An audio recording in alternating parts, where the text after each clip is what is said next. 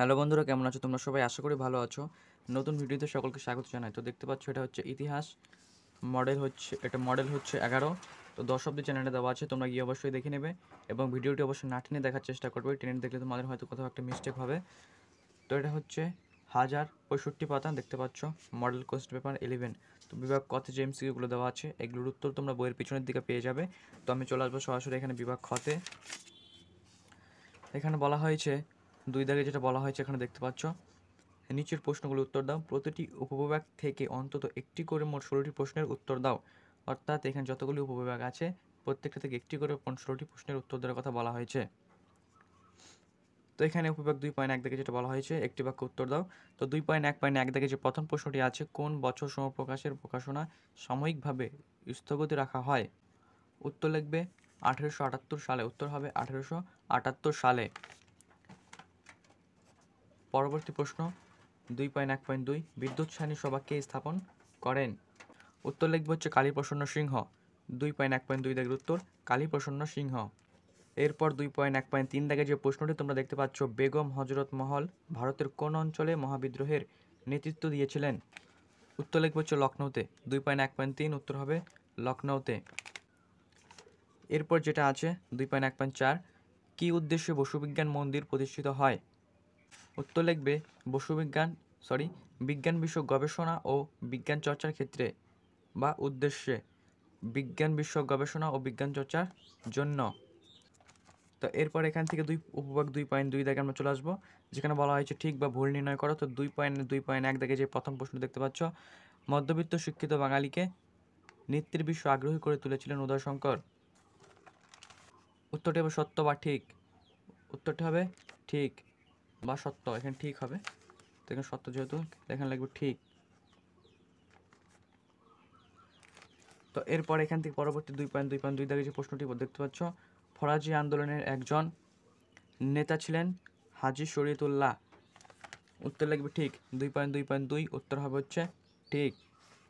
এর পরবর্তী প্রশ্ন যেটি আছে 2.2.3, শূদ্র জাগরণ প্রবন্ধটি বর্তমান ভারত গ্রন্থে রয়েছে। উত্তর লিখবে ঠিক।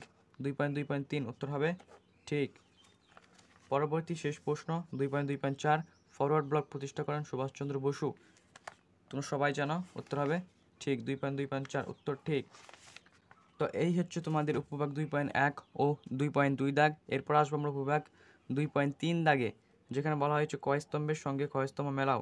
তো 2.3.1 দাগে যেটা আছে কেশবচন্দ্র সেন, এটা হবে হচ্ছে নববিধান।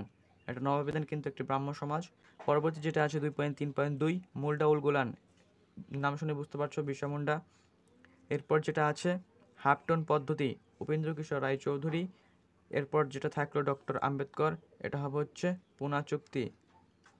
কেশবচন্দ্র সেন, নববিধান, মুন্ডা উলগুলান, বিরসা মুন্ডা, হাফটন পদ্ধতি, উপেন্দ্র কিশোর রায়চৌধুরী, ডক্টর আম্বেদকর, পুনা চুক্তি। তো এই হচ্ছে বিভাগ 2.3। এরপর আসবো আমরা পরবর্তী যে বিভাগটি আছে 2.5। তো এখানে দেখতে পাচ্ছ 2.5 দাগে কি বলা হয়েছে, নিম্নলিখিত বিবৃতিগুলির সঙ্গে সঠিক ব্যাখ্যাটি নির্বাচন করো। তো বিবৃতি 2.5.1 দাগে যে প্রথম বিবৃতিটি আছে, 19 শতকে বাংলার নবজাগরণের ব্যাপ্তি ছিল খুবই সীমিত।